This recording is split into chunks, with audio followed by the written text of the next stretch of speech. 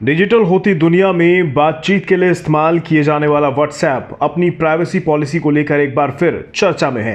दरअसल अब व्हाट्सएप ने अपनी विवादित प्राइवेसी की डेडलाइन को फिलहाल आगे बढ़ा दिया है। न्यूज एजेंसी पीटीआई के मुताबिक व्हाट्सएप ने फिलहाल प्राइवेसी पॉलिसी को अपनाने की डेडलाइन 15 मई को आगे बढ़ा दी है। इसके साथ ही जो यूजर्स पॉलिसी को एक्सेप्ट नहीं करेंगे उनके अकाउंट को डिलीट भी नहीं किया जाएगा। हालांकि कंपनी ने प्राइवेसी पॉलिसी को लागू करने की नई तारीखों का ऐलान नहीं किया है। व्हाट्सएप का कहना है कि नई प्राइवेसी पॉलिसी को स्वीकार करने के लिए यूजर्स को रिमाइंडर भेजना जारी रहेगा। ये प्रक्रिया अगले कुछ हफ्तों तक जारी रहेगी।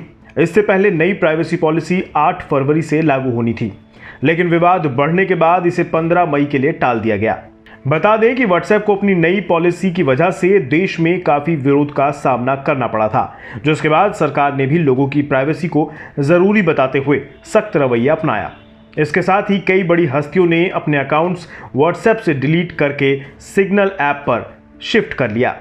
इससे व्हाट्सएप के यूजर बेस को बड़ा झटका लगा था, जिसके बाद कंपनी ने पॉलिसी अपनाने की आखिरी तारीख को 15 मई कर दिया था। यूजर बेस की बात करें तो व्हाट्सएप का सबसे ज्यादा इस्तेमाल भारत में ही होता है। सिर्फ भारत में ही 340 मिलियन से ज्यादा लोग व्हाट्सएप का इस्तेमाल करते हैं। इसके बाद 99 मिलियन के साथ दूसरे नंबर पर ब्राजील है।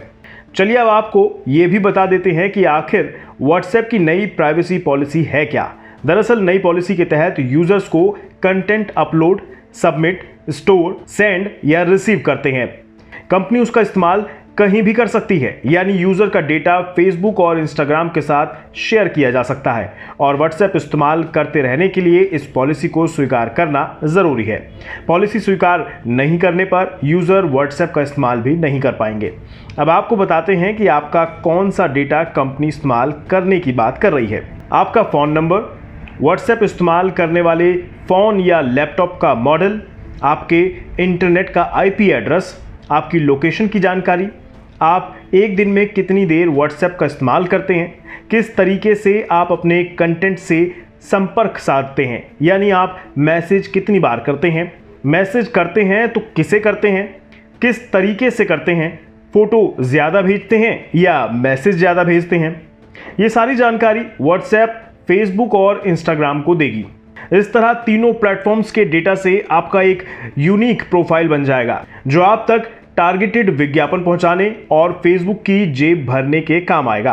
हालांकि भारत में पॉलिसी विवाद बढ़ने के बाद कंपनी की तरफ से सफाई भी पेश की गई थी। कंपनी ने कहा कि व्हाट्सएप इस बात के लॉक्स नहीं रखता कि कौन मैसेजिंग और कॉलिंग कर रहा है। इसके साथ ही व्हाट्सएप फेसबुक के साथ आपके कंटेंट भी शेयर नहीं करता। कंपनी ने बताया कि उसकी मूल कंपनी फेसबुक भी यूजर्स के मैसेज नहीं पढ़ सकती है और ना ही उनके कॉल या वीडियो कॉल सुन सकती है। कंपनी ने कहा था कि 15 मई तक इसे स्वीकार नहीं करने वालों का अकाउंट डिलीट कर दिया जाएगा, लेकिन अभी व्हाट्सएप यू टर्न मारती दिख रही है।